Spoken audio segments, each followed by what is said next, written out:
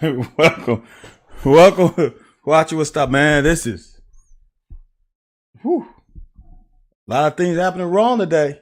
You can't try this stuff at the last minute. It don't work out. So, what's up, AJ? Hey, man, it is what it is. It might just be me and you tonight. I don't know how many brave people, especially after the hiccup, is gonna stay late. Especially after what we just saw. But we'll see. What's up, Lake Dog? Yeah, man. It's here, man. I am pissed. I am upset. There's no way around it. But as I was taught a long time ago, the sun came up this morning and my feet touched the ground and everything else is gravy after that.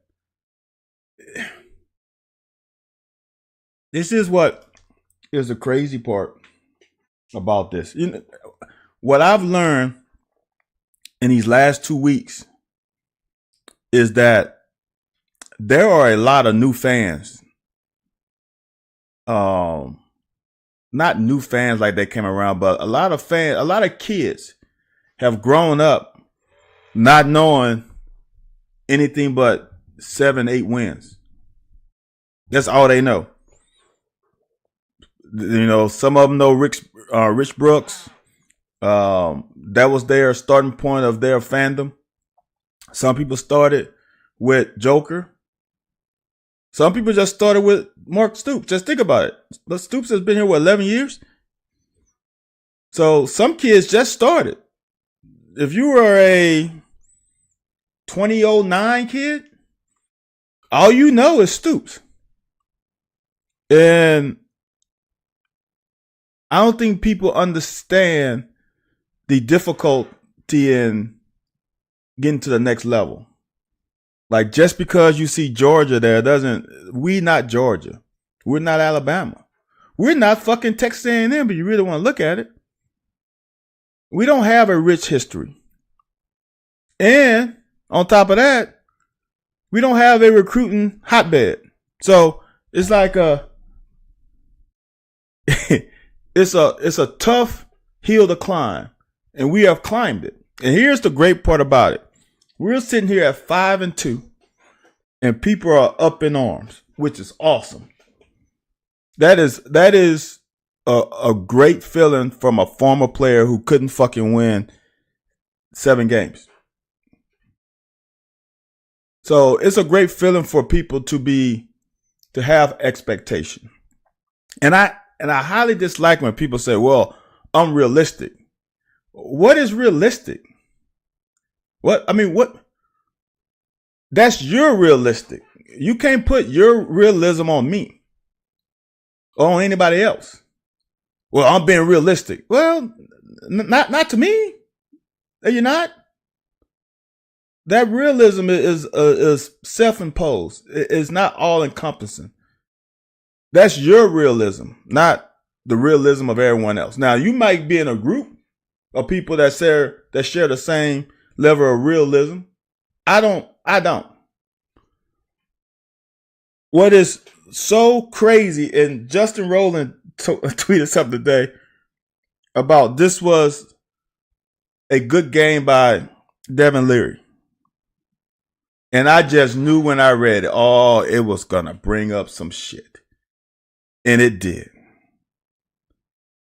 And I really don't think people understand that it takes 2 to tango. At the end, Devin Leary started just trying to make plays instead of just trying to make the right throw because we were down. And if you look at the game as a whole, he didn't miss no passes early. Now, I would say his pocket presence wasn't as great as I've seen in the past, but he didn't miss any passes early. He had passes dropped. Key passes dropped. Like huge third down passes. This was the first time this season for me, when we got in 3rd and long, I'm like, okay, we got this. Because we had shit. We had 3rd and 11, 3rd and 20. We had a drop on 3rd and 20. We like just those things just can't happen. And you're talking about confidence. What about a quarterback when your guys keep dropping balls?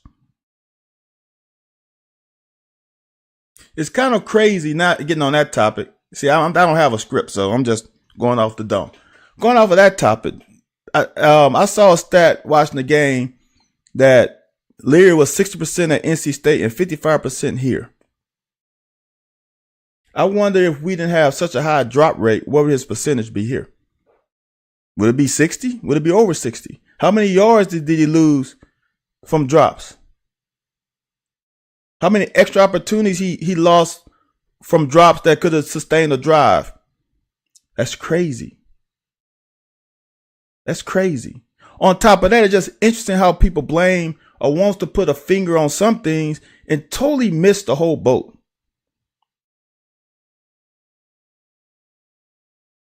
It is interesting. Oh, really? A lot of guys, his teammates or coaches? Brandon, thanks for joining, Brandon. It's interesting to me, and I send this tweet out too. I am a huge, ever since and the reason I'm like this because I played the game with some great ass coaches all the way from, I didn't have I shouldn't say that. All defenders. All right. Yeah, we are stupid sometimes. I had great coaches all the way until the NFL. I mean, from Little League, taught me great fundamentals, to middle school, to high school, to college. Didn't have a bad seed in the bunch. What's up, JD? I apologize, everyone, for the hiccups. New laptop, new software, had to transfer my OBS to the new laptop. And actually, it wasn't a laptop. Some fucking went on with my computer, with the Wi-Fi, and that's why I was looking at the broadcast and was like really losing frames. So I'm like, nah, that's not good. So that's why I had to stop it twice. But now it seems like I fixed the Wi-Fi issue, so we're pretty good. No drop frames. So I'm happy right now. I'm Gucci. So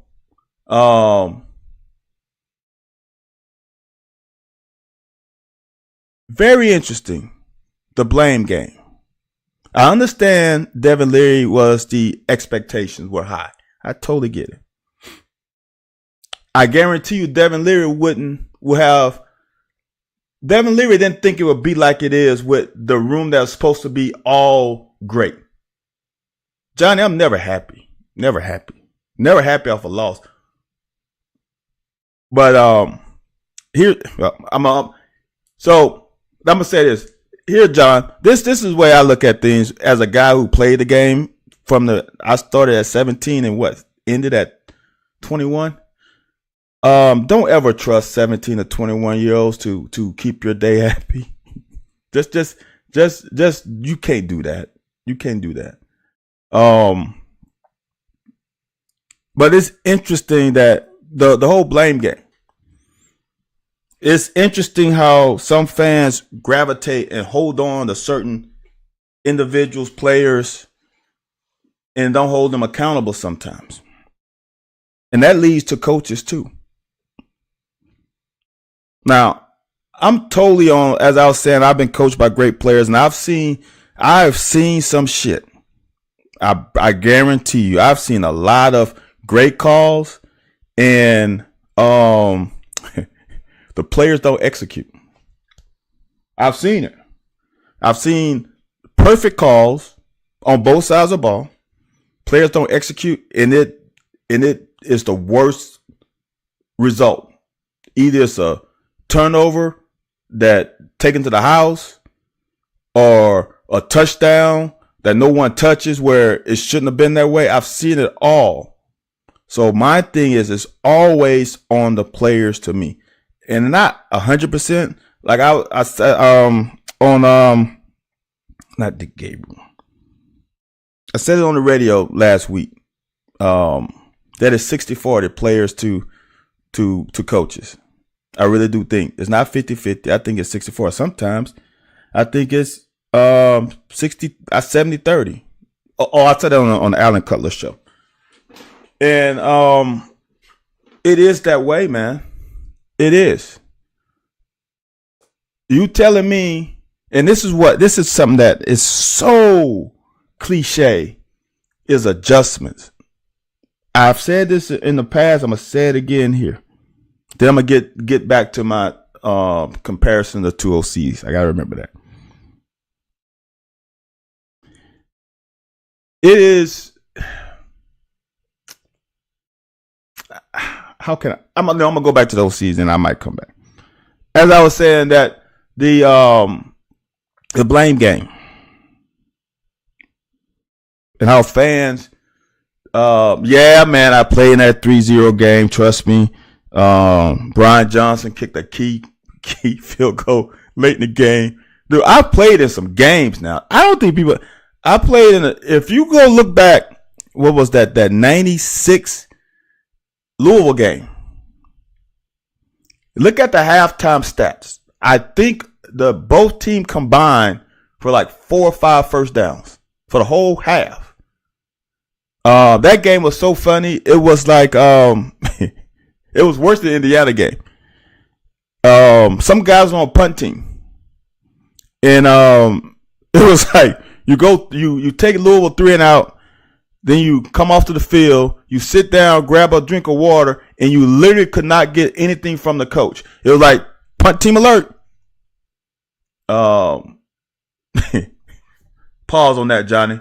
But yes, you're right. If the other team can't score, they can't win. So the blame game. It is interesting. And on the locker, Wednesdays, 9 p.m. Eastern Standard Time. I'm going to bring this up to Anthony this week. We made a statement last year during all this issue with Scangarello. I think it was maybe been during the season or after season, with all the hubbub about Liam coming back. And we said, both of us said, that Liam get lightning in a bottle when he came in the first year. And I keep saying, if you look back at that 2021 season, look in the about game 2 to 6, it wasn't no great offense at that point, even with Wan'Dale Robinson. See, that's to me the big difference between 2021 to 2022 and 2021 to 2023 is we don't have a fucking legit dog at wide receiver. We don't have bad wide receiver. We ain't got a dog at this current point. Can one develop? I hope so, because we need one. But we don't have. Wan'Dale was a difference maker. And I don't think people really give him the credit for that. Oh, Wan'Dale was special. Oh, he was great and all. No. Wan'Dale was elite. Wan'Dale was on another level. We took that for granted until 2022 when we didn't have him. So then all the onus went on Scangarello, and he had a bad O-line. So Scangarello does this thing, and from pretty much from jump, people are, they're on his ass. Then Liam comes, and he is having kind of some issues. But no one is on his ass. And I ain't got a problem with it because I honestly think the players ain't doing shit. I think Liam is in his bag. Same way. If any of y'all remember last year, I was like, it's not all Scangarello's fault. Now, there are some issues with Scangarello, but the play last year wasn't all on him.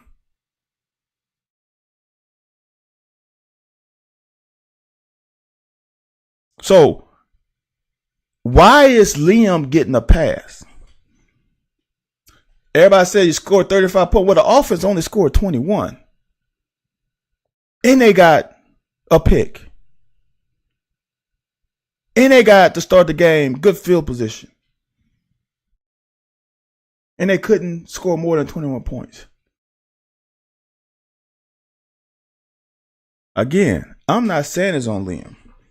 These players are not executing. When you drop balls, and people have been saying a whole lot of shit about the amount of plays. Johnny, you're right. That's one of them. You can say a lot of shit about, oh, we only run a certain amount of plays. Well, fucking catch the ball. Here's the crazy part about it. Oh, it's the clock. Well, listen to me. If you catch the ball on 3rd and 5, you get 3 more plays minimum. Think about that. So now you just lost 3 plays. Let's say you have 4 series like that. That's 12 plays. Just minimum 12 plays. It could be more than that. So you go from running 50 plays to 60-some plays if you fucking catch the ball.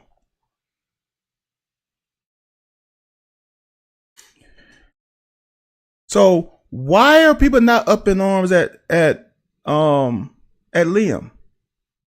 Like I said, I don't think it should be. But y'all blame all that shit on Scangarello. Why are we not blaming anything on Liam? Liam ran, and people went to defend this shit because, oh, it wasn't a trick play. It was just a reverse.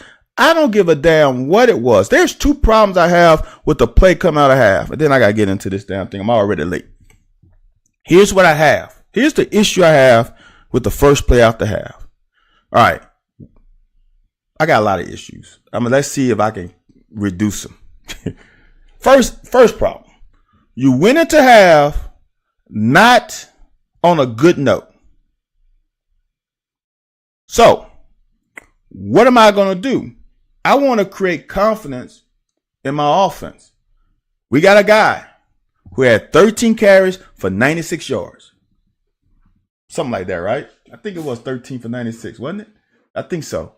13 for 96. He almost had 100 in the first half again. So he's toting it. And that offensive line is obviously doing something right for him to get almost 100 yards in the first half. Only 13 carries. All right. So why not give it to him? All right. Why not give it to him? That's one problem. So let's just say you don't want to give it to him because if we get the 2nd and 10, then fans are going to be. I don't give it to the best player on your offense. All right. So now that's number 1. Number 2, if you're going to run that play, why give it to Barry Brown? Why not give it to Tavion Robinson? A guy who's a little more thicker, a little more durable. Someone who you can probably trust with the ball in his hand a little bit more than Barry Brown. Can Barry Brown break it probably for 20, 30 yards more? Sure. This ain't about 20, 30 yards. This is about getting ahead of the chains on first down, march this ball down the field, and take over the fucking lead again.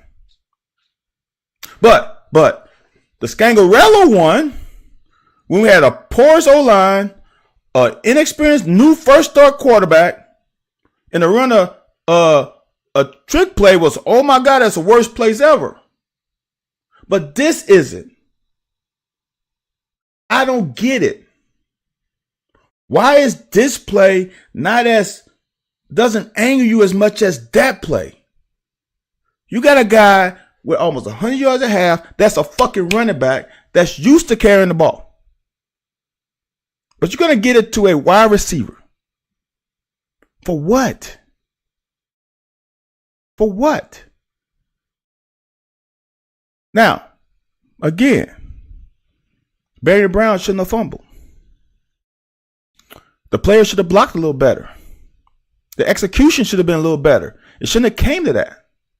Because to me, it's on the players. But here's the thing. Don't say, oh, 2023 is on the players, but 2022 is on Scangarello. Oh, well, the play would have been fine if Barry Brown wouldn't have fumbled. Okay, the same thing would have been fine if I can't remember who got Kanye gave it to somebody, whatever. If the trick play didn't fumble, if the line blocked it better, but no, why was Scangarella call that play the first play of the game? So which one is it? You can't have it both ways. You cannot have it both ways.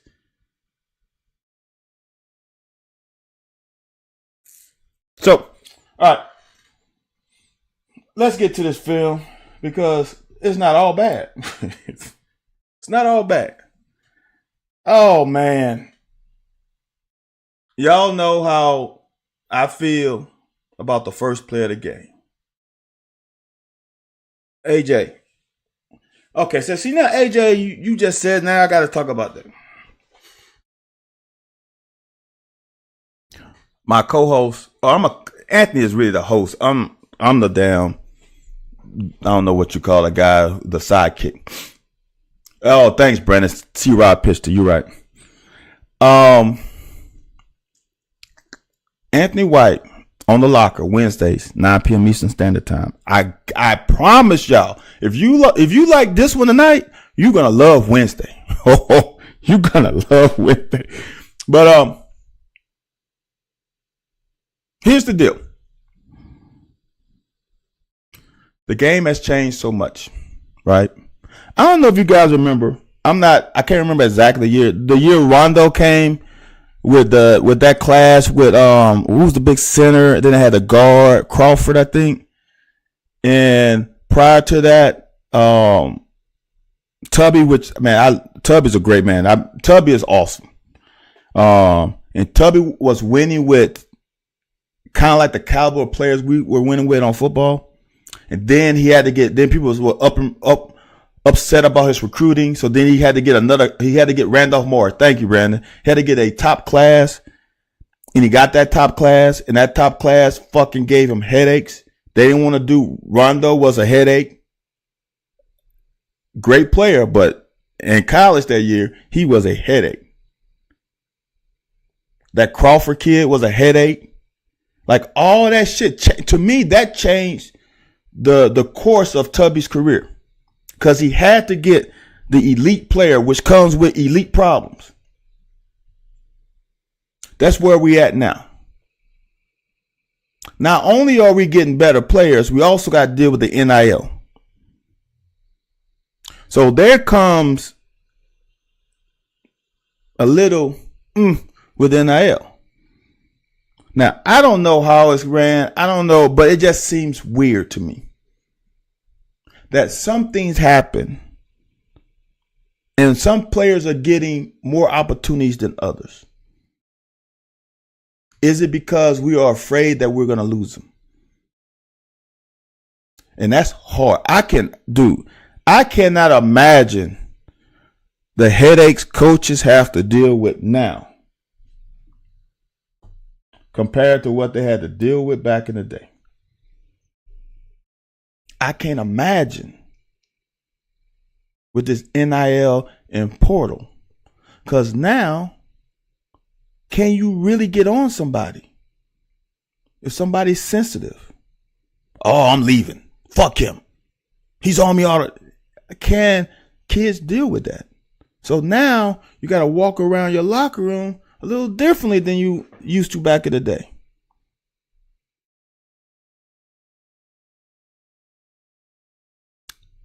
It's a different climate. Look, man, I just really, AJ, help me out with this. Please do. Because maybe I'm talking out of turn. I love it when people think it's about Stoops reversing trends, or Stoops doing this, or Stoops getting the guys to do this. This ain't on Stoops. Now I understand. People gonna say, well, he makes $9 million. Dude, that's the fucking going rate for a good coach. I'm sorry. No one talks about the damn CEOs. They always want to talk about the managers. I wonder how much the damn president of Kentucky's making right now. I wonder how much just we talking about money. Are we really? Is that really just because he makes more money than you? Now you count his pockets because he's not. Come on, man. Don't do that. Don't do that. But AJ, help me out. How much does a players play into all this bullshit happening on game day? If you don't have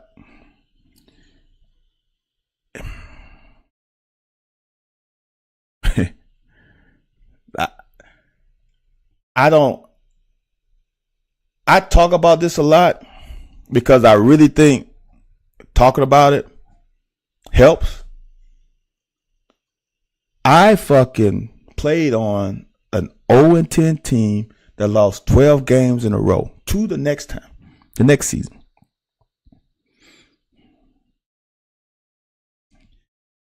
It wasn't on Coach Curry. It wasn't. It wasn't on Coach Smith. Now, I wasn't on the offensive side. Don't know what all the shit that happened. I know I've heard some shit that happened, but I can only talk about how I was affected. I guarantee you those players in that defensive locker room, especially 93, wasn't giving up shit. Oh, they were in your ass. You talk about discipline.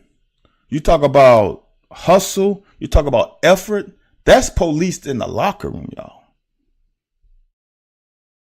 At this level. Now, in high school, see, high school is different. High school is different because you got some guys who know that this is their last hurrah. Whom it's a different feeling in high school. It's a community. It's your neighbors. It's a whole lot different, especially you play in a small town. It's different.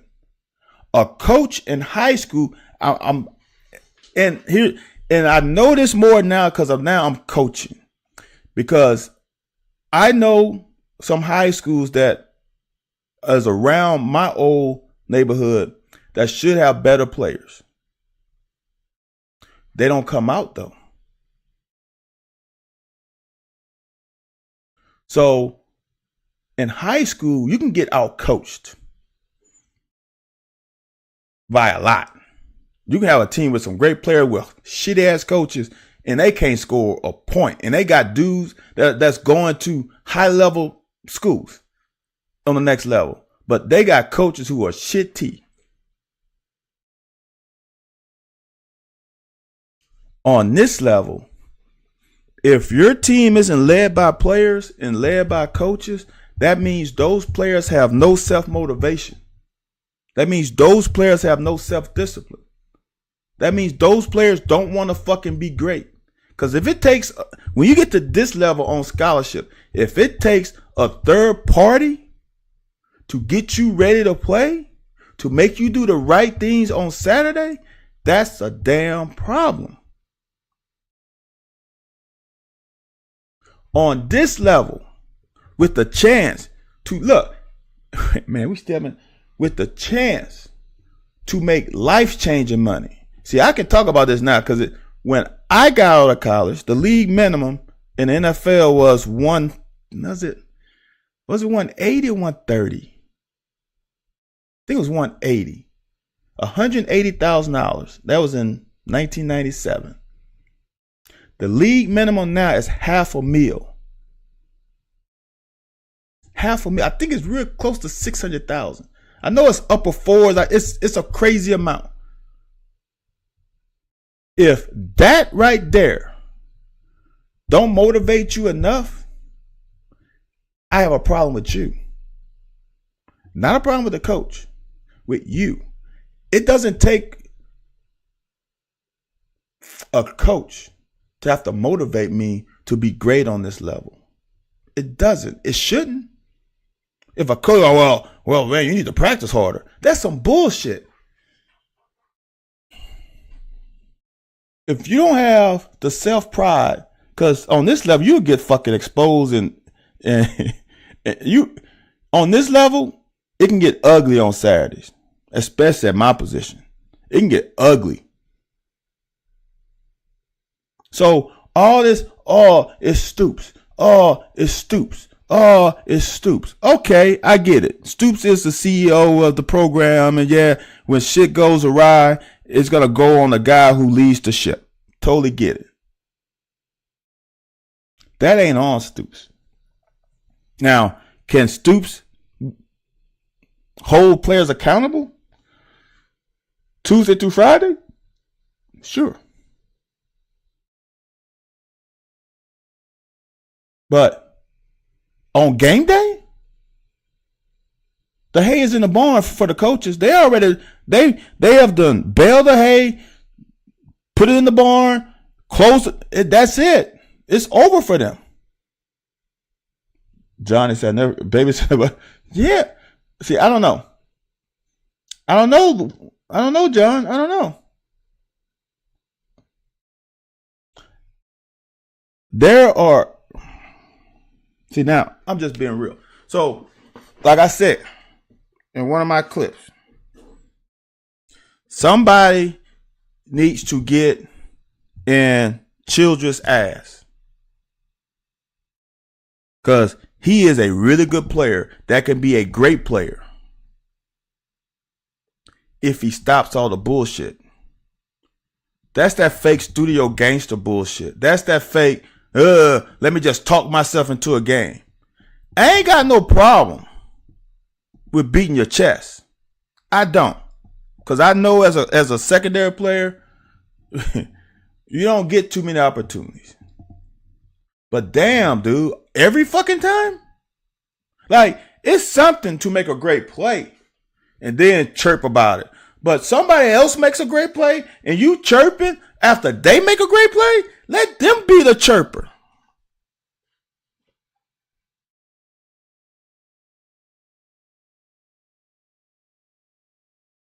When you come off a bad game against Georgia, missing tackles, bad eyes, I think the next game, I'm going to settle down a little bit, make sure my shit is in order before I go back to chirping. If it takes the chirping to get you up for a game, that's another fucking problem.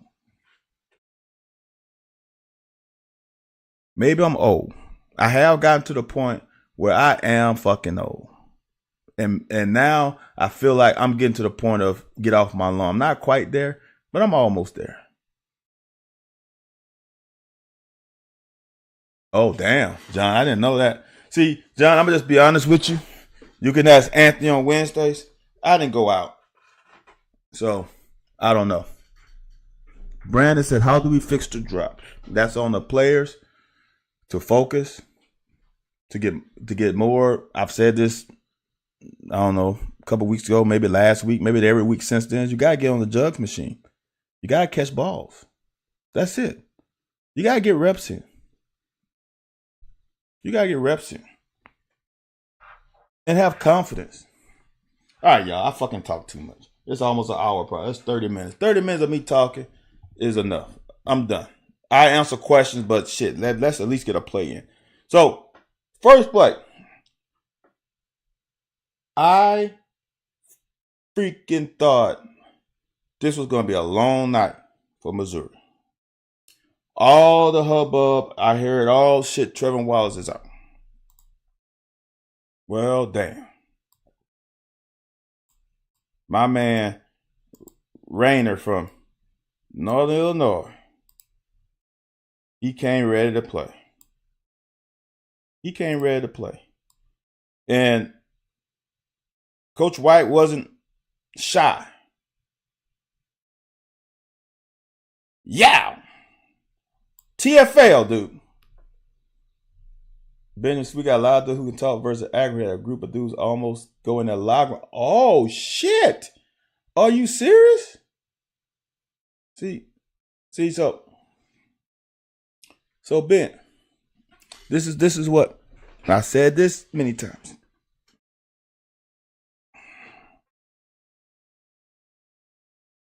We truly miss, and I will keep saying this. If I meet the young man, I will tell him this to his face. DeAndre Square is my favorite Coach Stoops player. Now, I don't know what he did. Oh, Ben, it's two groups. It's two groups. It's the receivers and the DBs. I know who it was because we're the only ones who got that kind of energy. The fat boys want to get back in the damn locker room and fucking eat and take a shower and go to fuck and get them something to eat. So I know who it was. So, I don't know what I was saying there. Don't matter. So, first play of the game. I mean, AJ, it's just true. That's why, see, I get this AJ for being a quarterback, and I loved all my offensive linemen in high school. Every single one. Because they were trustworthy. They were, even if they fuck, you know what? You know what's great about O linemen? Is when they fuck up, and I didn't get sacked a lot because I would fucking move. If I got sacked, guess what? Bruh, I appreciate it. Hey, my bad, Van, my bad. That's my miss. Hey, my bad. You know what I'm saying? That's why I love the big boys. And then I got to love the defensive linemen when I got to solely playing defense. They made my job easier.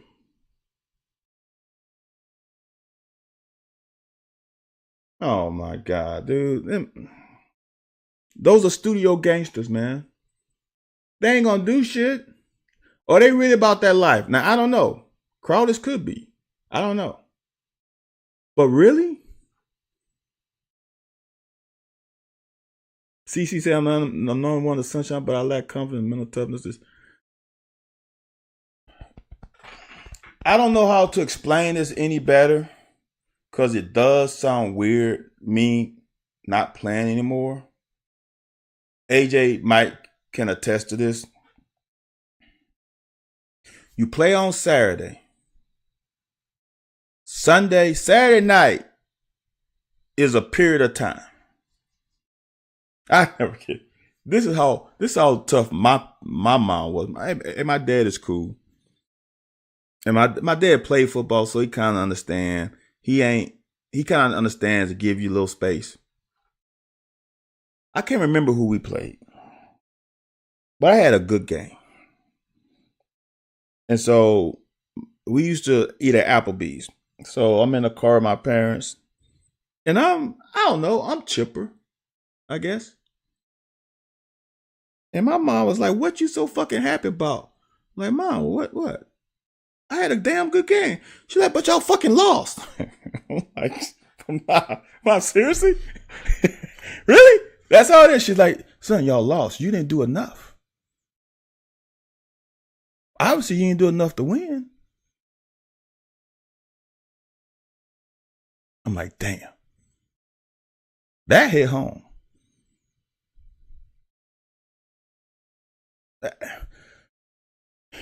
I don't know, AJ. I don't look. And here's the worst part. AJ said it doesn't matter if they are or aren't about that life. This game is always about the 22 people on the field. That's where you talk your shit. Here's the deal, man. And this is what I hate. Have you ever been in a class like, what is first? I think you take Algebra 1 first. Oh, Lake Dog, you don't know. My mom is that. My mom is her. my mom is something special. And my dad is so calm. Two different people. What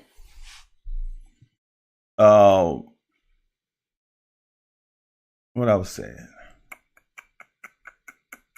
Lost my train of thought again. But that's all right. So let's get back to this game. Yeah, my mom is the truth, man.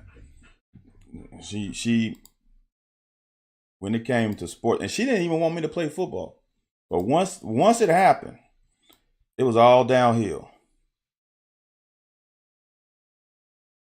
So here's Rainer again. Coach White, like, let's just send this man. Now, here's the great thing about it. He get caught up in the wash. He's got B gap. But he's like, the ball's going away. As long as I stay inside out. I'm good. Jeff, JD, that is exactly what it is. JD, you a smart SOB. Yep. I don't have a short fuse, but I got a fuse that lights fast. my fuse isn't short, but if you light it, it goes from 0 to 100 real quick. It's not a slow fire. You light it, it's boom. It takes a lot though. But yeah, you're right, man. That's a good one. Rainer comes inside out. See, this is so important. Remember how I said last week how we had JJ overrun the play?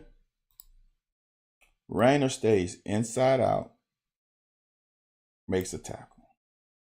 They got a grand total of 1 yard on 2 plays. Now they're in 3rd and forever.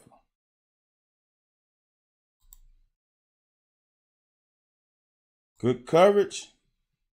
Dion gets by, although something is really fishy about this. Because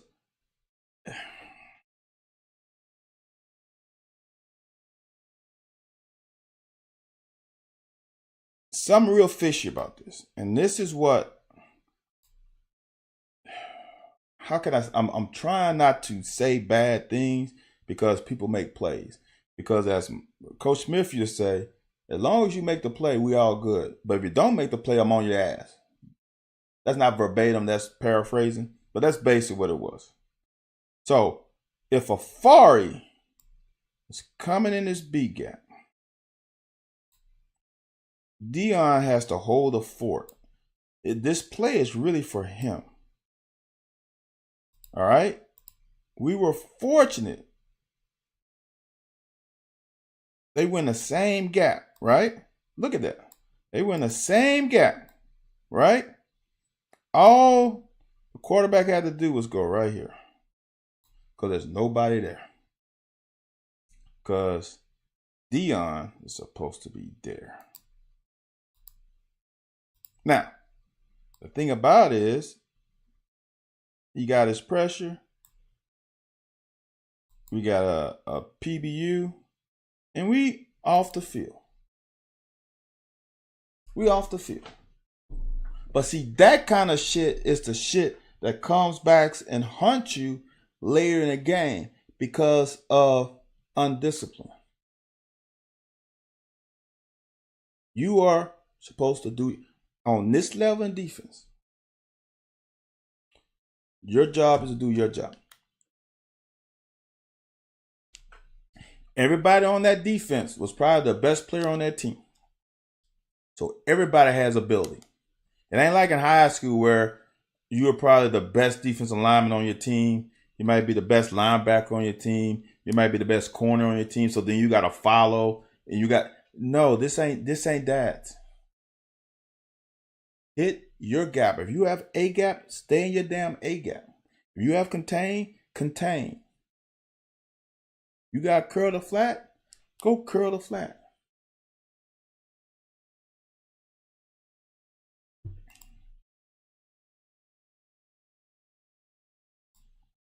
First play. Punch him in the fucking mouth. Now, this guy can't be blocked. All right? That's on him. Did you? Wow. Good one, Clay.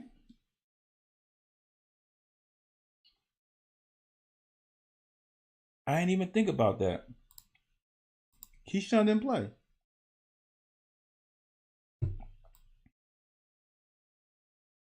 Huh. So, we're going to go here. We can't get to that guy.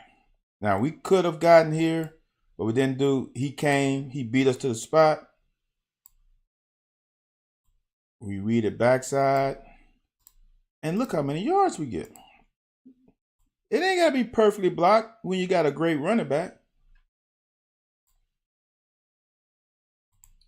So Silver was out and Ripka. Huh.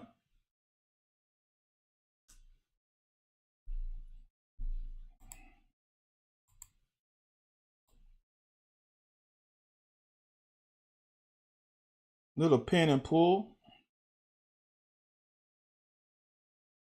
This is a great job by this linebacker. I think he meets Dingle. He meets Dingle in that hole. Yow! Thing about it though, Dingle got in front of him. And now Ray, since they're hat on a hat, right? See that? Hat on a hat. Even though he stunned him, hat on a hat. That's nothing but black jerseys. And then a seal here. We got something special. Look at that. Second and short. Now this is on now. This is a back. I thought Keaton Wade blocked that ball. Again, I have the volume off, so I didn't hear what the announcer said. It just looked like Keaton Wade blocked it. They showed the replay a couple times. But this is all Ray Davis here. Because this guy crosses Flack's face. And this is dead to rights. Great move by Ray. Get him outside. Now we're cooking with grease. I think I got an end zone shot of this. Watch. See? This ain't good blocking here. I don't know why we're crossing the face. But we cross the face and then Flack's got to reach it. And since Dylan Ray didn't get a hand on him, it makes it hard on Flax. See how now it's hard on Flax because Dylan didn't get a hand on him. So now that's done. Now here's a great thing. If he would have got a hand on him, he could reach. We got some cooking hot grease up the middle. Oh, okay, JD.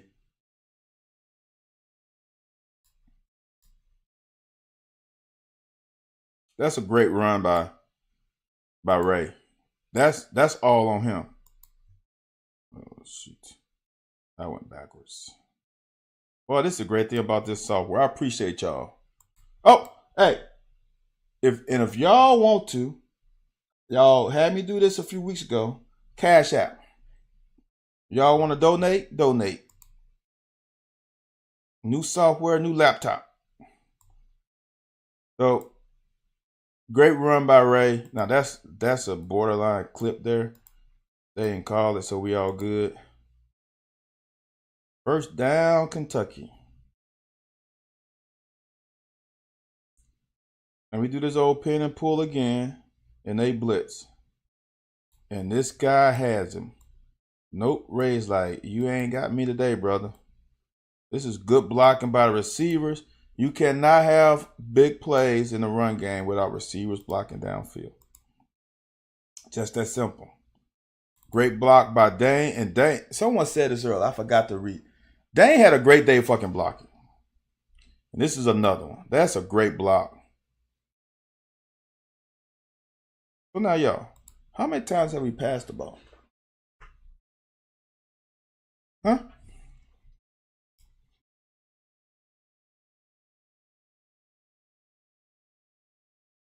Liam's in his bag, man. I don't know if Liam's scripting his plays or he's calling off the dome. I don't know. But he's doing a great job. That's a hole by Caddis, but they didn't call it.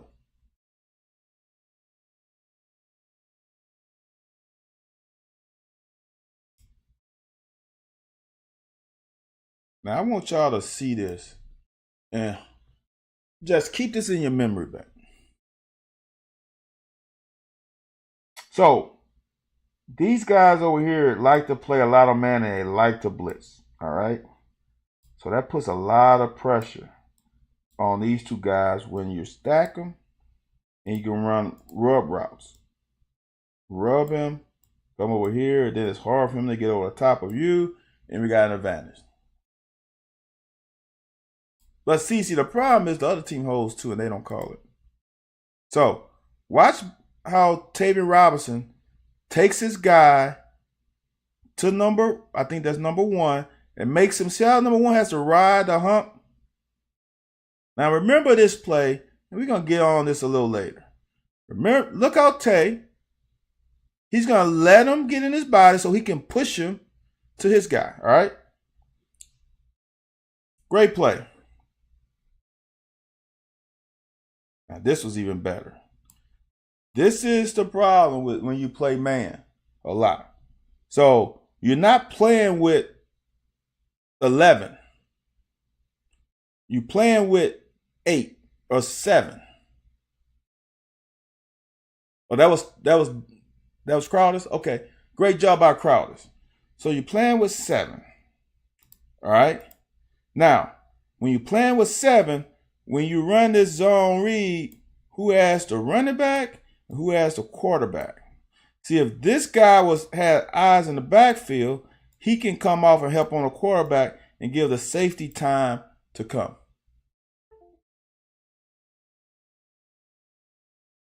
What's up, Swole? Man, no problem. I understand. Life happens. I get it. You don't have to apologize. You didn't apologize anyway, Swole. I'm good, brother. So, when you play man, you eliminate help. All right? So now, he's in no man's land. Does he have running back? Does he have quarterback? Now, boom, he pulls it, and now he's got the angle. Now, he might have, if he had quarterback, he had running back, that's even harder. But whoever had quarterback, it's a tough sledding. And Devin gets in the end zone. And this holding call to me on Caddis, it's a little BS to me. I know the jersey, but if the guy turns himself around, it's kind of hard. But whatever. So this is why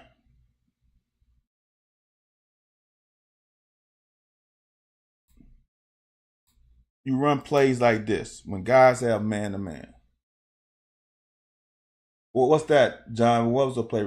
Oh, the refs. Man, the refs are fucking ridiculous. I'm not going to even get on the refs because, ooh, look at that stiff arm.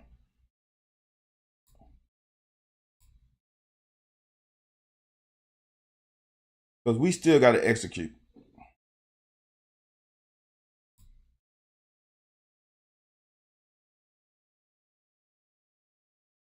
Liam's in his bag. This is game planning. I'll go for end zone. If I don't have the end zone cut, I think I kept the end zone cut in this. All right. Here's the deal. It's the simplest defense. I got him, right?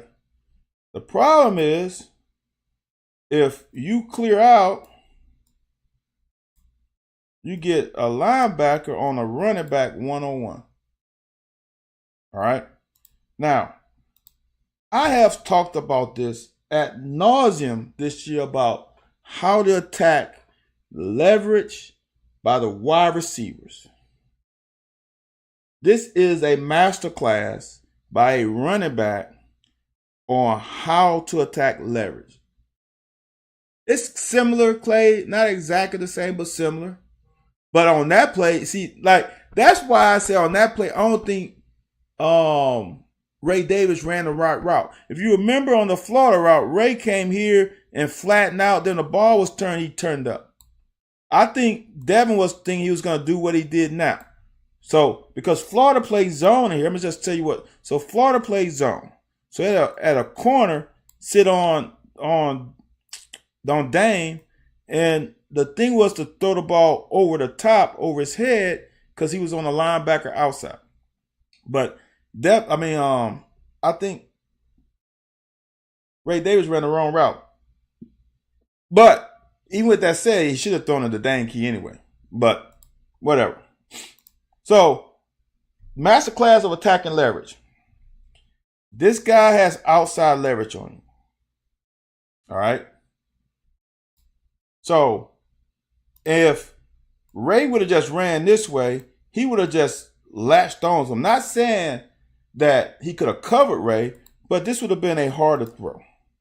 So watch Ray. He's going to attack his outside leverage and then stem it up.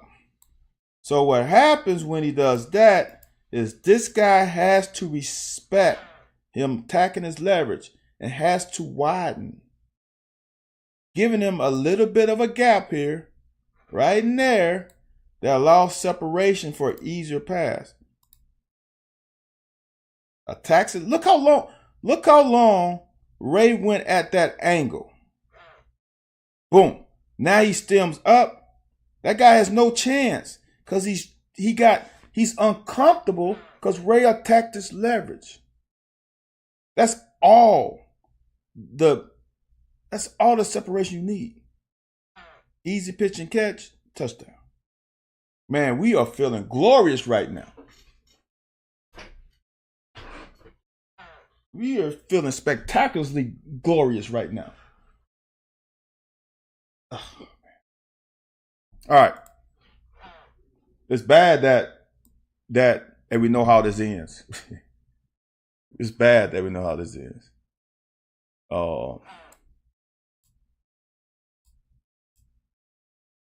So we still have bad eyes. And here's the problem with this. And this is zone coverage. All right. This is what I want people to understand. AJ, don't get me started. This MFer got 13 touches in the first half and got 7 in the second. Makes no fucking sense. Makes no fucking sense. This people say so much shit about zones, soft, and all this stuff. I get it, y'all. Y'all want everybody to be up in the fucking grill of the receiver. All right. I get it. That to me, I don't want to say it like this, but this is how I'm going to say it. If you want to tell me to show me you don't know football, it's by telling me that. It's about telling me that. That's the first. I'm like, man, you don't know football. You are playing damn Madden. Because the funny thing about it, other teams do it too. But it's just us who's soft. It's kind of interesting. So I'm gonna just tell you. Y'all know me. I'm gonna fucking go through it. We're almost an hour. I apologize to everybody on the East Coast. On a zone, you should be able to break 1/3 of the distance of the throw. Okay? All right. So, this throw here is about 12 yards from the quarterback. Not from the line of scrimmage, y'all. From where the quarterback. So, this throw is about 12 yards, right? 1, 2. So, 1/3 of 12 is 4. Right? So right now, I don't know if this is Safari. He is 1, 2, 3 yards away from the quarterback. He's 3 yards away from the quarterback. From the receiver. 4 is 1/3. All right. In this case, he should be able to break this ball up. All right. He might be a little over 3 because of the angle. But let's just say it's 4. All right. This is what I want y'all to understand. Eyes on quarterback. See, he's peeking and going back and forth. You got to feel guys with your peripheral eyesight. All right. Now, I want you to see something. When the front hand comes off the ball, front hand comes off the ball, he's throwing. Okay? He's now 3 yards away from the receiver. Okay? Front hand comes off the ball. Your feet should be stopping, planting, coming forward. His shoulders are pointed this way. Either he's going to throw to him or he's going to throw over him. But this guy right here is in your zone. You should drive like the Dickens. Okay? So, front hand comes off the ball. This is when I know it's crazy how I've seen it with my own two eyes. Guys are looking, but they're not seeing. They're just looking. Steve, did you see his front hand come off the ball? No, I didn't. So what the fuck were you looking at? Were you not looking at the quarterback? I was looking at the quarterback. Did you see the front hand come off? No, I didn't see the front. What the fuck? You got to train your eyes to be disciplined. Front hands off the ball. Front hands off the ball right now. 1 step. 2 step. 3 step. He took 3 steps before he took 1 step forward. Now, he only gets, that's Rayner. He only gets 5 yards, all right? That's Rayner. I thought he was inside linebacker. Now, watch, that has to be a Fari. All right? Now, Fari should actually hold this a little bit more. Looks like we're playing 3 high. Right? He should hold a curl a little more, make them throw that, and we rally and make the tackle, right? But he expands a little bit too quickly. But look, he is not. This is for a right-handed quarterback in high school and college. See, in the pros, they would just whip this bitch out there. But in high school and college, for a right-handed quarterback to make a throw to the perimeter, to the flats, or to a swing pass, he's got to turn that shoulder all the way around and throw it that way. It's the most obvious throw in the world. That swing route for a right-handed quarterback to the right side, it is obvious because he's got to turn his body. All right. Here's the deal. His shoulders are pointed. His shoulders are pointed right there. His shoulders it's not even pointed this way. Let me put it on him. His shoulders are not even pointed that way, right? So there's no reason for you to be breaking. So watch. This is the technical part of playing zone. Front hand off the ball. We taking a step this way. That's 1.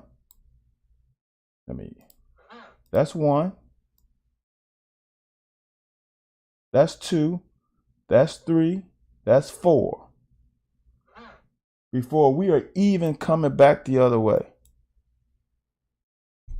That's the little shit about zone that we are not doing the best job at.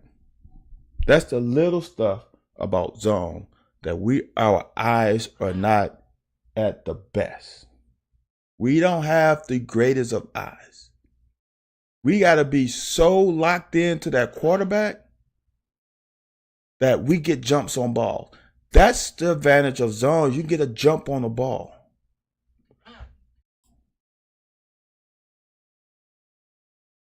Now, I don't know what you call that.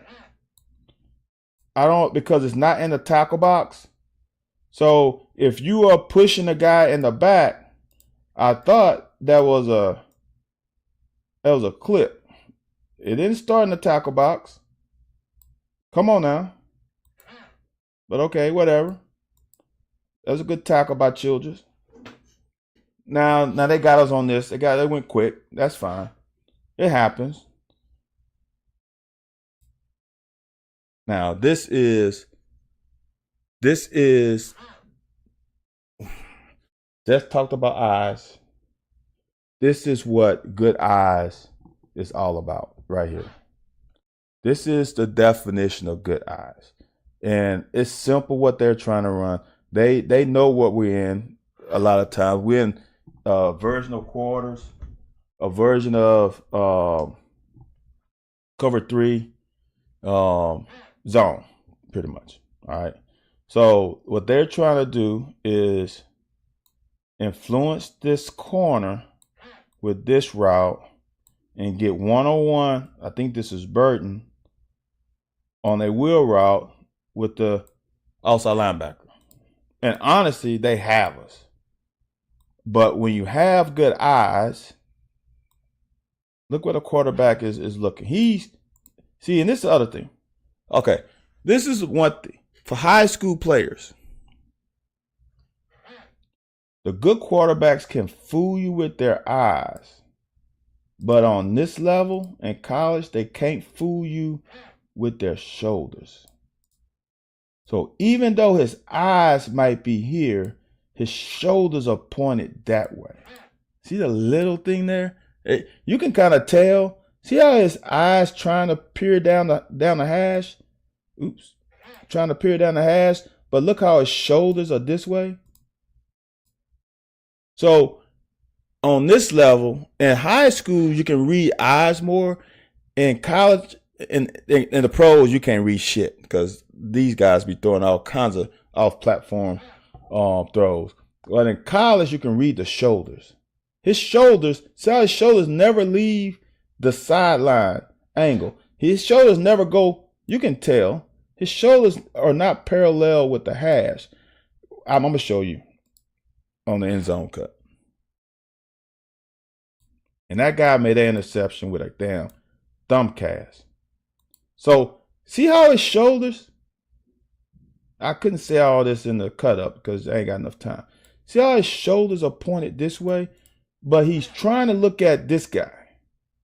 If I can, he's trying to get you to look at him. His eyes are there. Trying to get you to go there. But here is what good eyes give you. He was looking at the quarterback the whole time. He got a little fool because he had to make sure he had to get over that guy.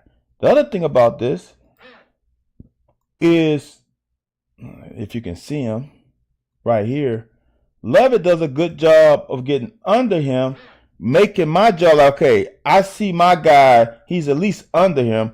I got a chance to make this play. But look at his eyes, man.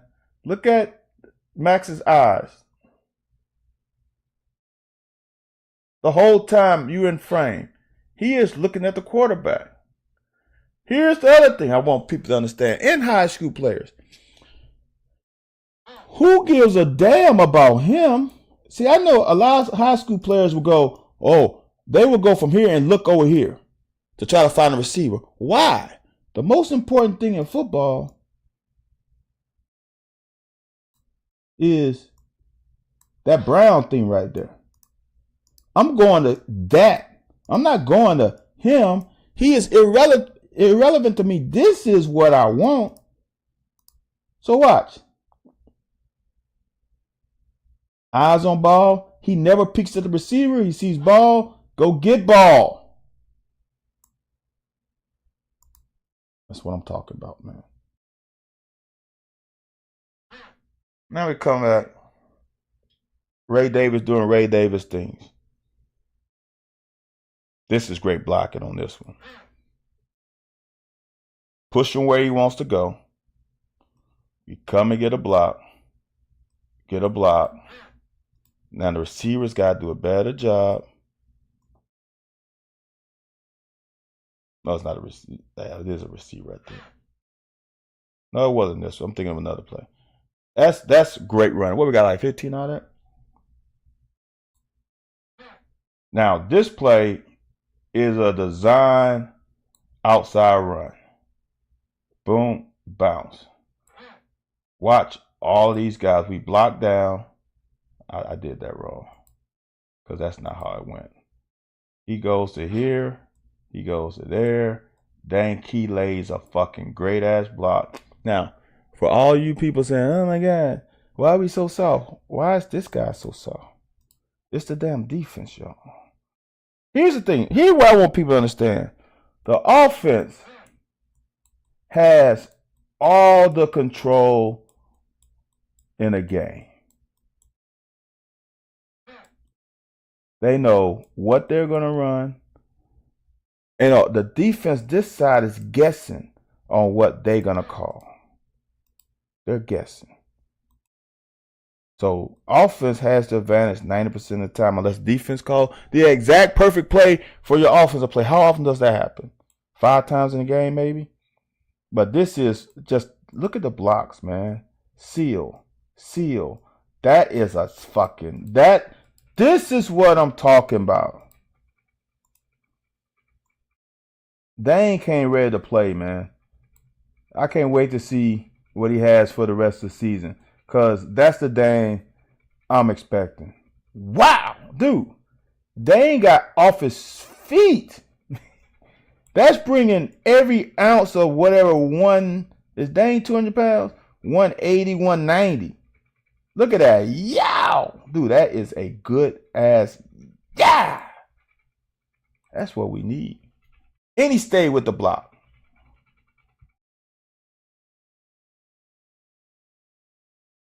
Now Liam getting in his bag, going a little crazy. Got a little tight end reverse. If it works, it works. I'm not sure I would have called that at that point in time. But this is, I'm going to tell you this. This play has a chance if this guy doesn't hit Ray. All right? If Ray can get out, this got a chance. All right? That's got a chance. I'm going to tell you right now, he's got no chance of hitting Ray. I know Dylan missed. Now Dylan's got to go to the next level. That guy's got no chance. It's one-on-one. I have every confidence in the world Ray will make him miss.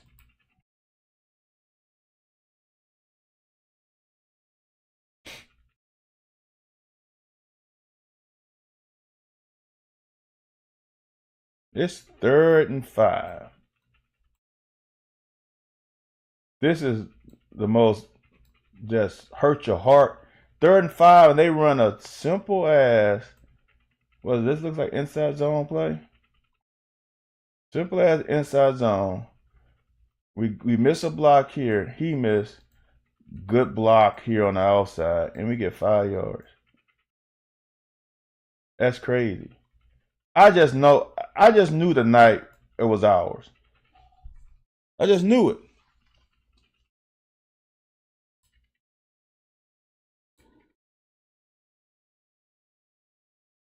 Now, listen to me on this one. Someone explain to me why there's no knee down, right? Let me zoom in. There's no knee down. There's no knee down. Guess where he marks the ball down? This ball should be marked right there. Guess where he marks this ball down at? Watch. Oh, I didn't. So, look where the next down is. He marked it. I think that was Tay, right?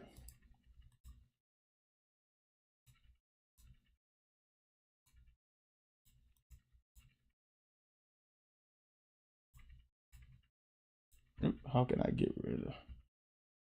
Trying to get rid of the hand. See, this is when. Right. I can't draw no more. Oh, there we go. So Tay landed here. We got marked down there. That's ridiculous. So we had to go extra down for a first down. Now, this one. We got, oh yeah. Especially that DB tries to bring. Look. I applauded Devin Leary early in the season. Pocket presence. All Devin has to do is step up in the pocket. There's no one coming up at him in the middle. You can't escape out the back end. Too much depth. I'm trying to figure out why he got so much depth on this play. Dude, the line of scrimmage is the, what's that? The 16, the 15. He gets 10 yards back, dude. That's hard. You making it hard on these guys. The angles are to these guys' advantage. If you're going to get that deep.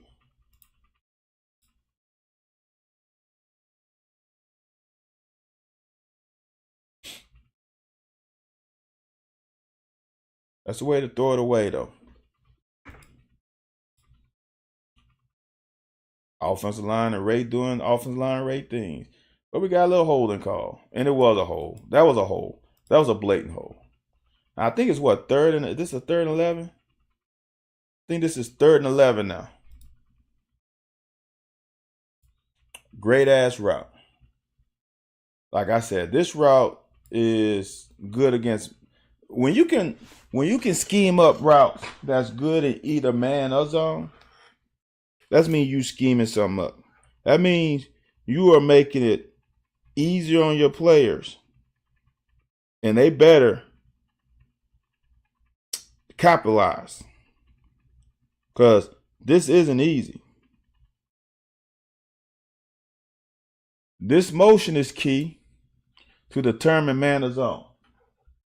All right. He motions over.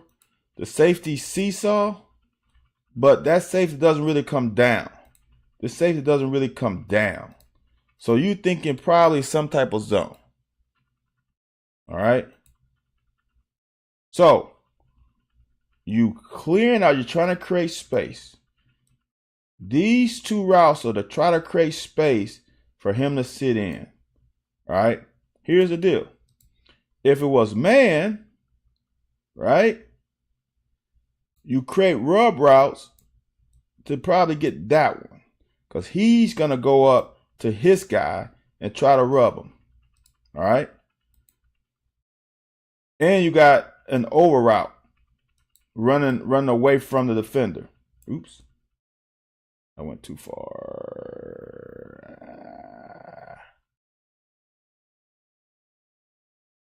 Where was it?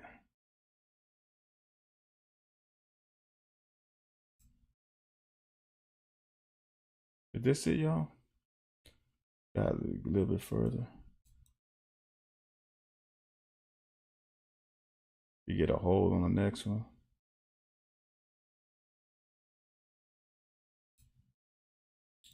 Crosser for man, you run away from the guy.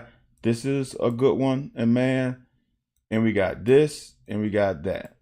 Perfect route. Now, it does look like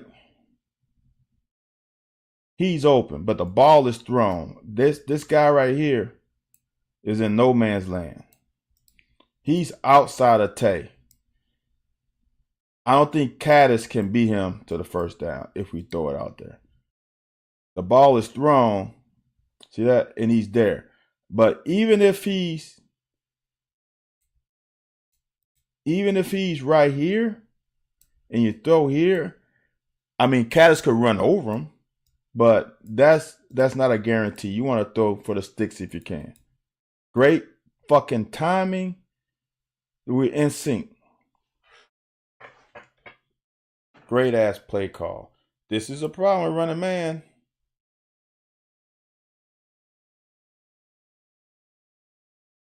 They blitz. This is perfect, man. We got a convoy with Marcus Cox. With Kenneth Horsey. And then we got Ray Davis, 2-on-1. Hunt somebody out. Easy. 14-0. I'm telling y'all, in many games, the worst score is 14-0. The worst score is 14-0, especially if you dominate. Because all they need to score is one touchdown, and now they right back in the game. When you dominate, you feel good, but it's only 14-0. You're always waiting for this. Now, they score 3, you're good. But they score 7 is bad. Now, if you can get them to 17-0. Now you feel so much better. I know it's crazy, only 3 points, but 17-0 feels so much better if they score 7. So much better. It's just a difference. That's a 2-possession game, not 1.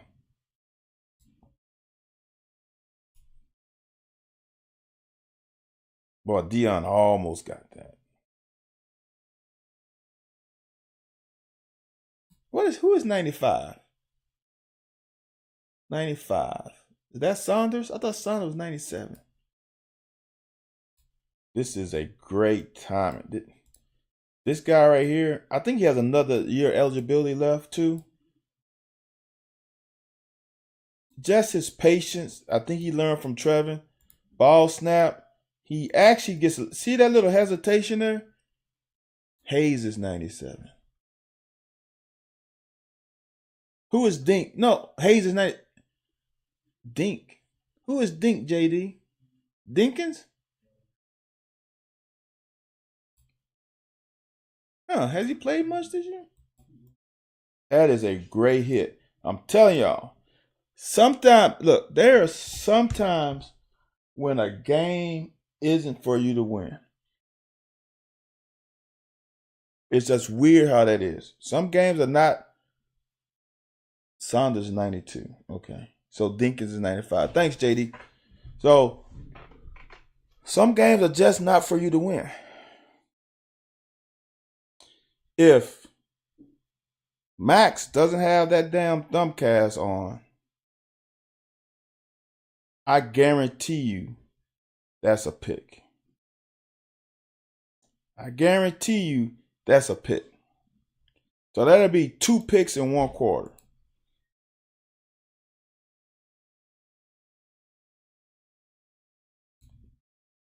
Now I learned something on this. I had to turn the damn when I did the cut-ups in the cut-ups of the whole game.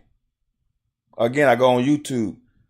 I can't remember. I think it's O__ball__O. He makes it so much easier for you. I turned it up just to see what this. They called a flag, then they pulled it up. I did not know there was no horse collar inside the box. That's new. That was new to me. Never heard that before.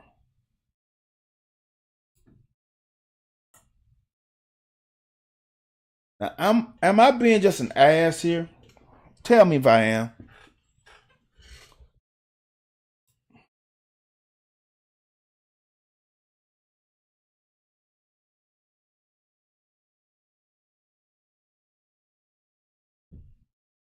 Could Barry Brown have laid out for that ball? Huh? That ball landed. Is that too far for him to lay out? Tell me that, because it's not where it lands, it's where it is right there. Let me see if I can. I've looked at this many times. Tell me.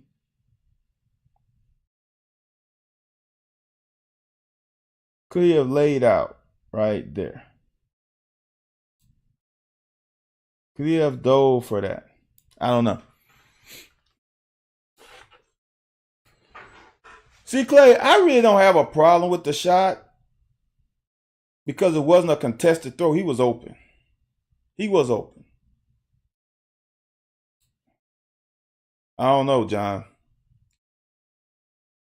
Flax didn't have his best game. Why is his leverage on the outside? Is he trying to seal? Well, let's seal then.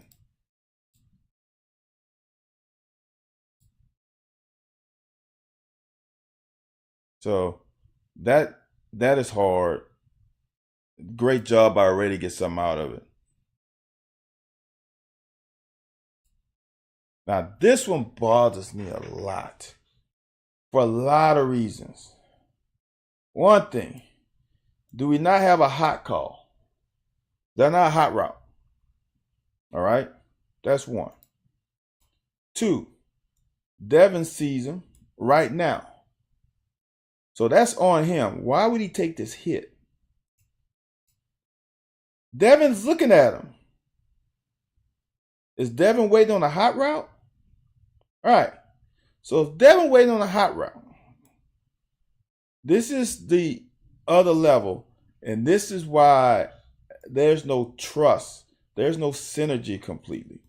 All right. Watch this. This guy's belling. Oh, some other team is playing soft coverage. That guy's belling. This guy's playing curl the flat. You got to trust it. All right, watch this. Watch what I'm saying. So he sees the guy coming down his throat. Throw the ball to the sideline right now. You got to trust it. He's inside leverage. He ain't going to get there. You got to trust that you can throw that ball about right there, and he's going to go get it. Watch. Throw it. Throw it. See what I'm saying? He throws it. That's a first down. But he doesn't trust it. He should have thrown the ball, right? Here's the thing. See, this is why I pause. See, what did I say? Okay. This is the intentions of this route, right? Drive off the corner. You're going to hook up. You're going to run an out route. This guy right here is in distress. See that? He's in distress. So right now, he stays inside. That corner up top has no chance because he's been driven off. No one is going to go get that one. Either it's going to be incompletion or it's going to be a first down. Oh. I didn't even catch that, CC. Good one. Pause.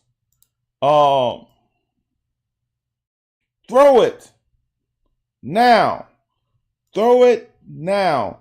Timing route. Throw it with a little bit of touch. Feather it out there a little bit. Layer it out there a little bit. Throw it now. That's a first down. He didn't have to take that hit. He was looking at it the whole time.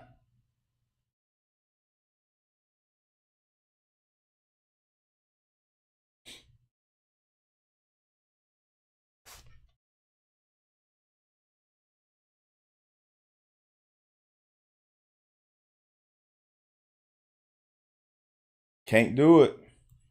You can't do it. Handle your job. This is their longest run of the damn game. Dude, if y'all are numbers, that's kind of weird. It's kind of weird how, like I say, you can't have it both ways, right? Sometimes people are number people and sometimes people just watch the game. I think Adam Luckett said they were below average in everything offensively.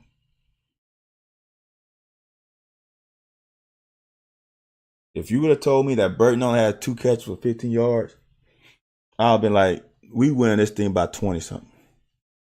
That's how the game rolls. That's like, was it Florida that Devin didn't have many yards passing? Well, I guess he hasn't had many yards passing all year. The game. But here's the deal. I think it's 2nd and 10. 2nd and 15. It's more than 10. Right? No, 2nd and 10. All right? They're on their 35, basically. And we just gave them not only a first down, we gave them field position. They're all the way down to the 40. Now, if we don't, the call on Ox right here, this one with Ox, right? Yeah, that right there is a fucking hole. I don't know how you don't call that. I think I said in the clip. That's a hole. Hand is out. You know what? You know what, JD? You know why it's not a hole? He got black gloves on. It blends into the uniform. See that? It blends into the uniform. You can't see it. Here's a right, John. Here's the crazy thing that I learned in the NFL is that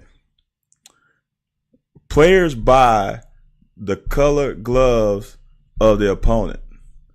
So even though you're on the Bears and you play in Minnesota, you wear purple gloves so they can't see the hole. Good call, John. So this play ends up in points on the punt because they're in good field position. No, JD, it's still a hole. It's no doubt. It's not just that. It's that the quarterback, you don't have to see the hole like that, right? It helps. It makes it easier. But physics, this guy bodies turns and a quarterback goes this way and he doesn't try to go that way. So I don't know, man. That's still a hole. That's obvious. The body position is obvious.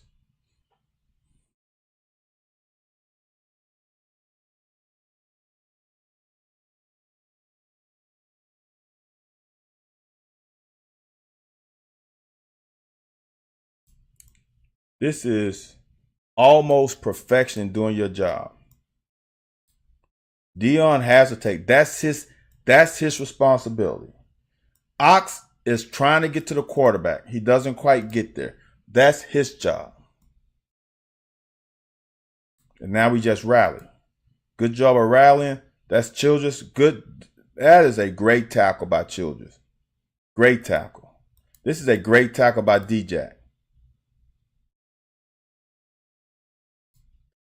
See, but all the whole shit, the hole is crucial, but if Afari stays outside, that doesn't get that yards. That run started to change the complex of the game because now the complexity of the game because now they got the field position. They flipped the field on us. JD, look, man. I said at the time. So now they on a 30-something. Now we know they're not going to punt this. If they punt in the end zone, it's a net less than 20 yards. Whoa. Do they get on the 25? They get on the 20. I think do they still get on the 20 if it goes in the end zone? I forget now. But still, it's 20 yards net, less than 20 net. So they're not going to kick this. So, two things. We are calling, and they're going to fake it. 20 on the punt? Okay. So we know they're going to fake it. So we're in punt safe. We got 10 guys up here, right? That's 3, 4, 5, 8, 9, 10. There's 10 guys here. One punter back, one return. Now, in all honesty, why not keep the whole defense on and keep a safety in the middle? It wouldn't make a difference, but whatever. All right. We in man-to-man knowing that they're going to fake it. We got to let these guys handle the run and we handle the pass. I've been talking about this for how long, guys? I don't know. I highly dislike the way we play the fade in football now. Now, you also got to give... Shit, I pressed the wrong button, y'all. You also got to give this guy credit for throwing a dime. That's a punter. I want you to understand. He throws this from the 45 to, I think, the 20, right? For a punter. This is like a 40-yard throw at that angle. Maybe close to 50. Now, here's the deal. This is the problem I have. When you start hand fighting, they let shit go. I don't like you. We facing each other. JD, I think this is the best throw of the night. They're facing each other. They're going to let all the contact go. But why do we turn that way? That's the part I don't get. Why do we turn...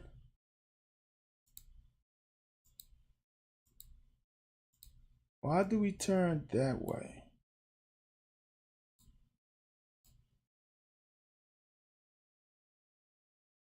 Is that a push off? Yes, it is. Are they going to call it? Probably not. Now, could Andrew sell it more? Probably so. But that's a dime, though. That's a dot. That's a great catch. Now, here's the thing. If they don't make this, we get the ball on the 40. I'm showing this play because this is still a defensive play. It's not a punt, y'all. I don't show special teams. But this is man-to-man coverage, and I just despise the way we play man-to-man as a DBs nowadays in the secondary. This is just not us. This is everybody. Great run by Ray. All right, man, we got an hour and a half. We gotta get this thing in. Now, remember I say that shit all the time, huh, and never cut it down. Remember I said earlier, that was Crowders who ran the guy into him, right? Dane's got to do a better job of sitting there. If he can't go under.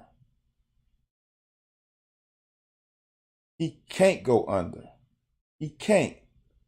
You gotta drive yourself up to his shoulder and sit. He cannot go under you. CC, stop the cap. He can't go under you.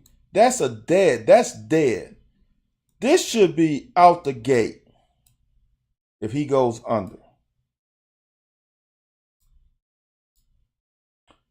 This is the little things. Demi should be able to catch this thing and turn up the field. We got to get there. If they're going to play man and we're going to run a rub route, you got to get a better route than that. Catch the ball. Dude, that's 3rd and 5. Catch the ball. This is the one that bothers me the most, is he doesn't adjust to the ball. He's just going to stay on the adjust to the ball. You should see the ball starting to die a little bit. AJ, it's 6, but let's at least catch the ball. Because he's falling anyway. That's like AJ said, that's a touchdown. Dude, it goes 21-7 in a heartbeat. Oh my God, this 3rd and 5. Catch the ball. You cannot throw the ball any better. That's a hole shot. Yeah, why does he leave his feet?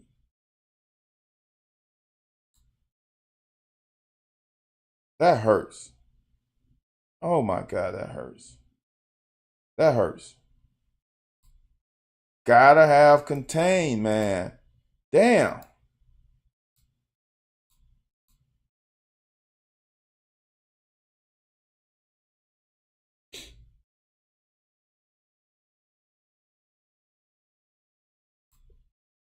The reactions are horrible. What are we looking at? What are we looking at? Ball is thrown. We should be coming. Ball is thrown. We should be coming. That's too late.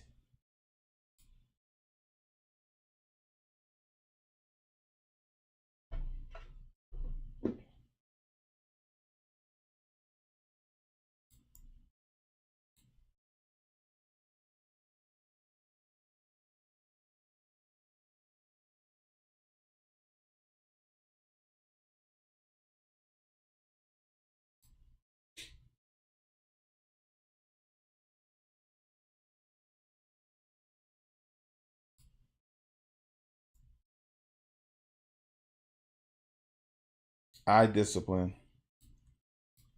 Eye discipline. Guy across your face.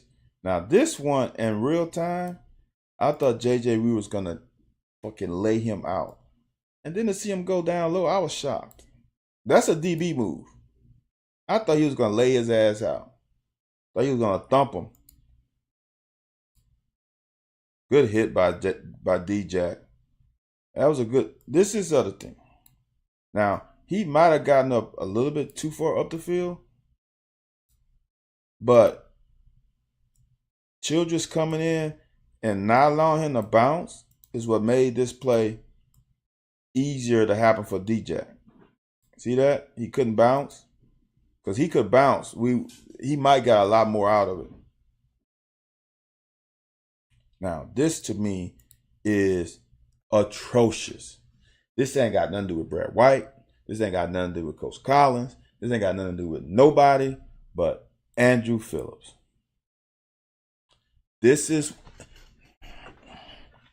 like a parent. I can't teach my kid every situation out in the real world. I give my kids principles, and then they take those principles and adapt them to all situations. Just like O-line, they got a path to block, they got principles, and no matter what the defense runs, they got to hold on to their principles. I can't teach you how to make a play. These are the things where I say on the back half, we don't have high IQ. Look at the down and distance. It's 3rd and 2 or 3. All right. So first of all, I guarantee you, Coach A said, well, you got to line up at 10. No one's telling you that. All right. Second of all, I'm going to be a little tighter. All right. When this guy does what he does, watch this. This is what I want. Let's go real time. All right. If you're playing corner, his number 2 hooks up. I don't have no responsibility of anybody potentially going deep.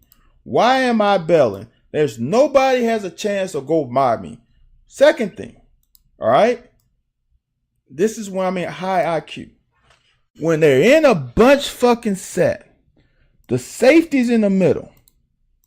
If he goes vertical, he's running to the safety. If he goes corner route, I'm going to give him to the safety. Because he's so tight to him. It's not a corner route from the numbers where he's got no chance. See, this is the technical part of the game that I have learned that people don't fucking know. If it's this tight, this guy has no way of stretching out that safety. No way. The only way is if he wide release. Now I got to be a little bit cognizant of him. But if he goes straight up the field, he can get him. That's a pretty good damn athlete, right? So for me, once number 2 does that, I'm sitting. I'm fucking sitting. There's no reason to be fucking bailing. None. This is just short circuiting. He doesn't just bail, he fucking scampers out of there. See how I use the word scamper? He scampered out of there. For what? For what?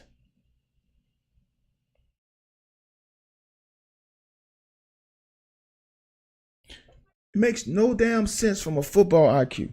It makes 0 sense. It is not on a coach. I, as a coach, can't coach you in every situation. I cannot explain every situation. You got to be a fucking football player and be able to identify this. I'm sorry.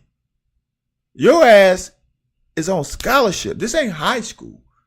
You got NIL. You're on scholarship. You're going to school for free. You got to fucking be a football player. This makes no fucking sense. For him to bail out. 0. Fuck.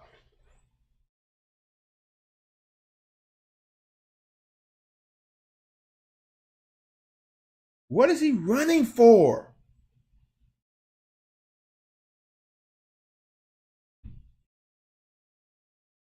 I don't even want to talk about that.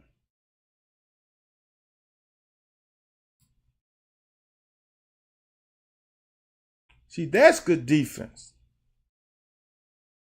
Break on the ball, make them feel you, 5 yards.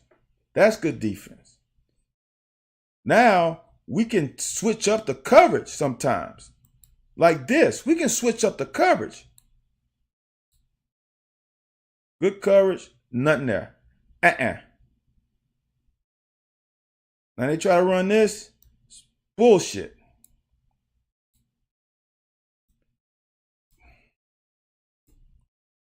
I was wrong. These DBs, come on, man. Andrew Phillips, you cannot. That's a no-no. But I understand he's on scholarship. But Jordan Robinson, you can't take this angle. Where are we going? Oh, man. Give him a fucking first down. Now, this is what a defense does. Bow their necks and hold them out of the end zone. This is a great job by Childress. This little whip rail route. This is when eyes matter. Eyes. He didn't try to jump that, right? He didn't try to jump it. He played with good eyes. Front hand is not off the ball, so there's no reason for me to drive.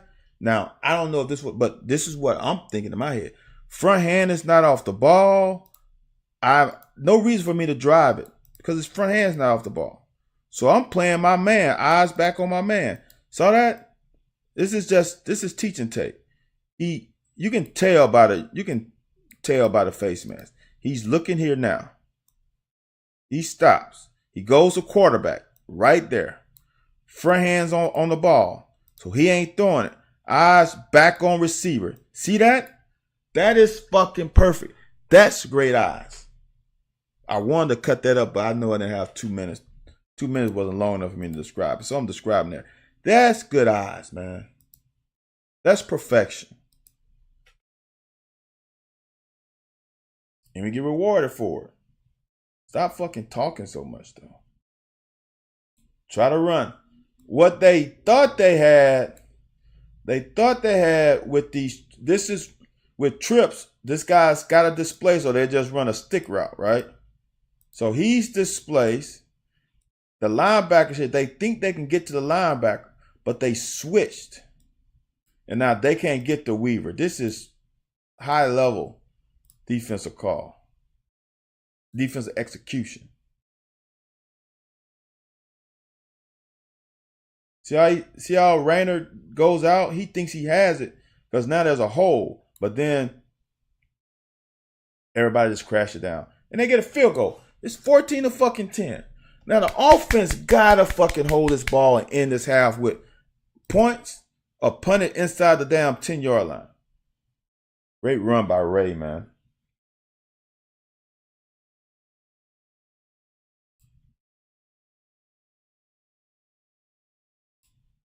It's way to hit the hole, Ray. Now this play bothers me a lot. And here's the reason why. Why is Barry and Brown behind the line of scrimmage? Normally, you stay behind the line of scrimmage because the guys downfield are going to block because it's a screen play.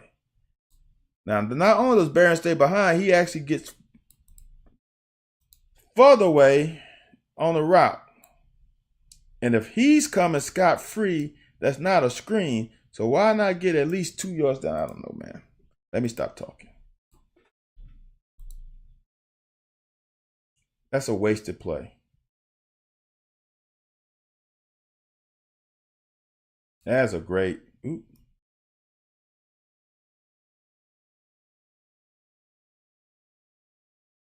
Now I keep hitting it down. This button makes it worse.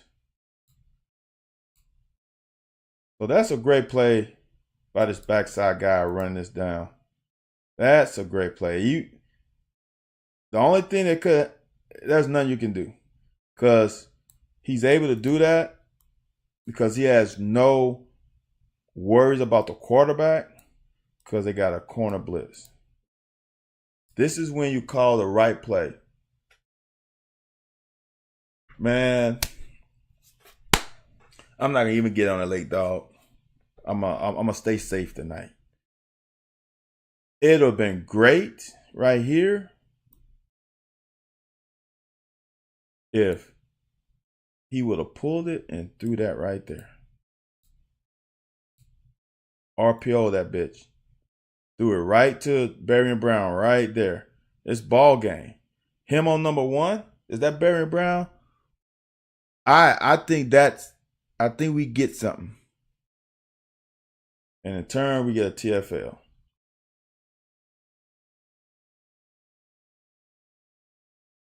Do I have the end zone cut? Because I don't know what the hell Flax was thinking. I don't think I got the end zone cut. Sometimes we just miss it is 5-man pressure. It's not even blitz. I know what Flax saying. Looks like this guy's going to come over, but he doesn't. Watch what he does. He just goes right in between Flax and that guy. Now, I don't think there's anybody open because I can't tell for sure. However, I think it's a touchdown. All right? I want you to see this. They got 3-on-3. All right? This guy has Barry and Brown. Watch this. Is Barry and Brown going to go by him? I don't have the end zone cut, but I think Barry and Brown is by him. That's a big play. Let's give the quarterback a little more time, man.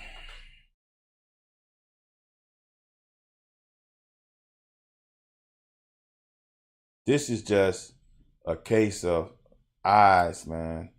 Eye discipline. That's a good play right there. And this play pisses me off still. And I showed it. I'm not going to show it again. But this guy's inbounds. Foot is inbounds. Elbow is inbounds. He's inbounds. The clock should be running.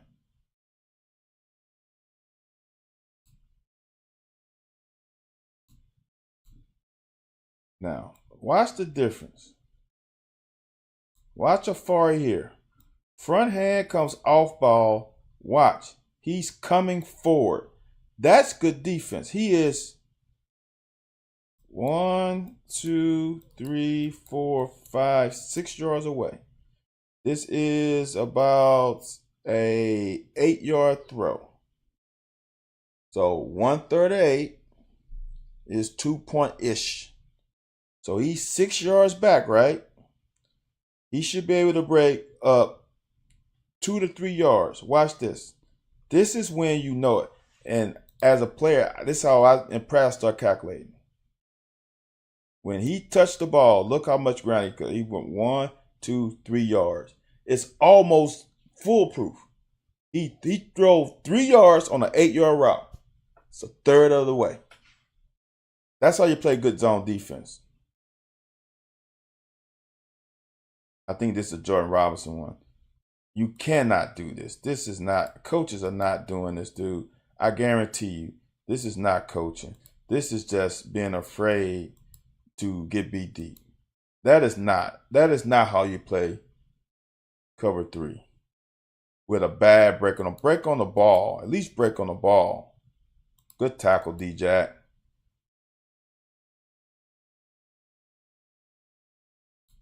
Now, this is not a good reaction.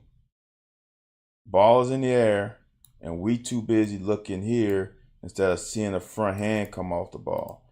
We got to get comfortable filling routes. That's not a great pass.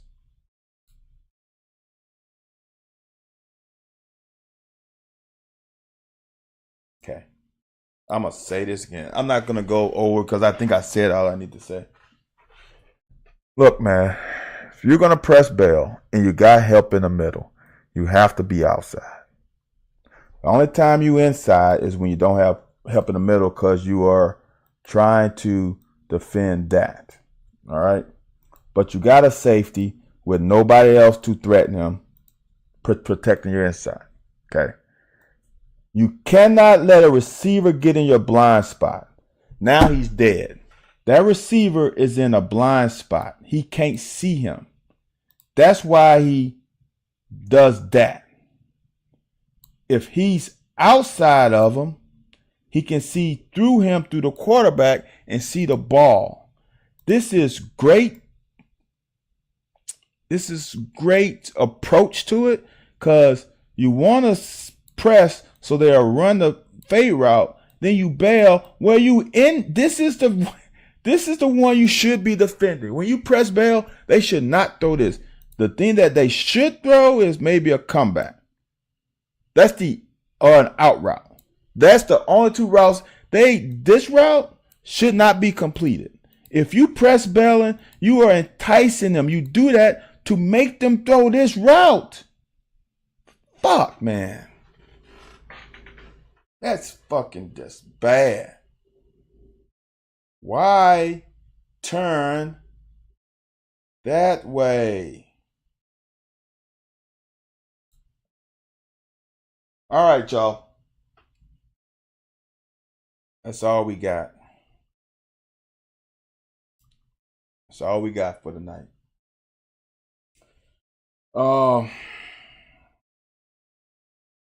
It's good to let that out. And the thing about it is, I know people are going to say, well, you lost by so many points at home. This game was not that kind of game. JD, no, you should be. You just got that off your chest. I'm your therapist. You just got that off your chest. The great thing about this is that we see where we are as a team. If we start to fucking stop shooting ourselves in the foot and stop doing undisciplined things, we are a good team. Someone meekly asked about opening up our punter competition. Don't nobody know. Stephen Y, bro. Clay, look. I don't know how to because it is woulda, coulda, shoulda. Our corners gotta do a better job.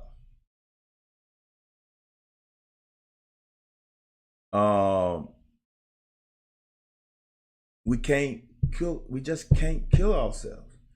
And the crazy part about it, that's the easiest thing to fix. See, this is what has happened in the past. We didn't have the talent level to match teams. Now it's not the talent level, it's the between the ears. It's easier to fix the between the ears than to make a guy taller, bigger, faster, stronger.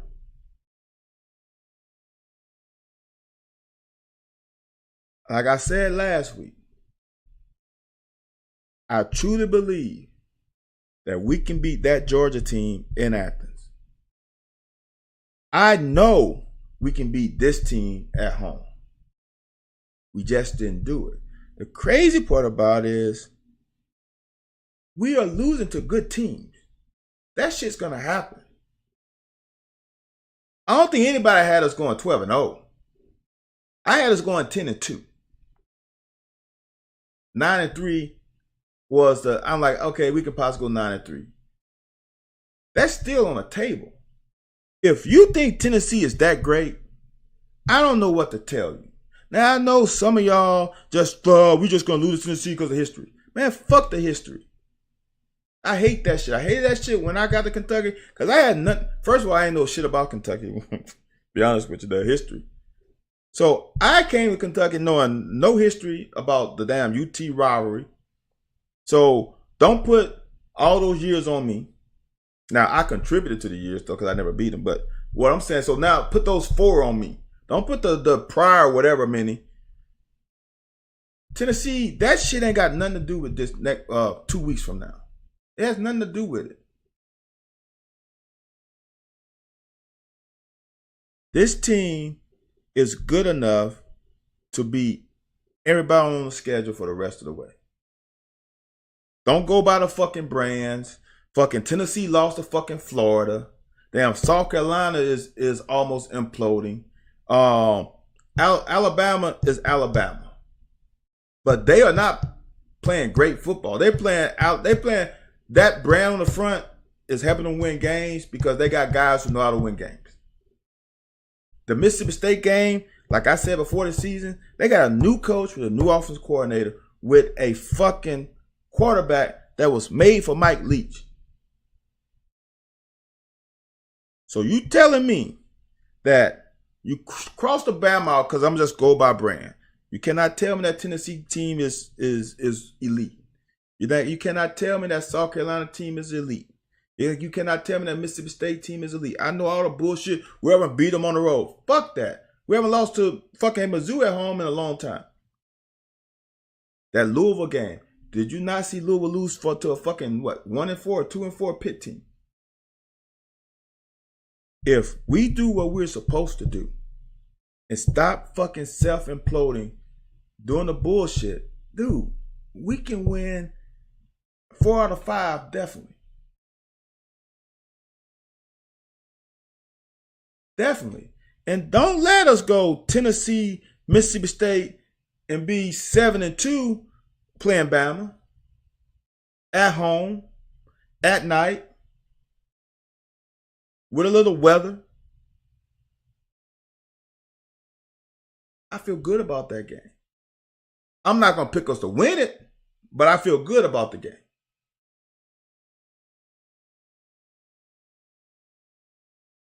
So, all the bullshit where everybody's fucking going to the show, all we're going to win is 6 games. If you really fucking believe that, I can't take you out of that horrible state. That's a horrible state of mind. And that's not being realistic. Listen to me. Notre Dame beat fucking USC, beat their ass. Who would have fucking picked that? After they lost to Louisville. Louisville beats Notre Dame and gets their ass handed to them to Pitt. It's college football. Again, 18 to 23-year-olds. You really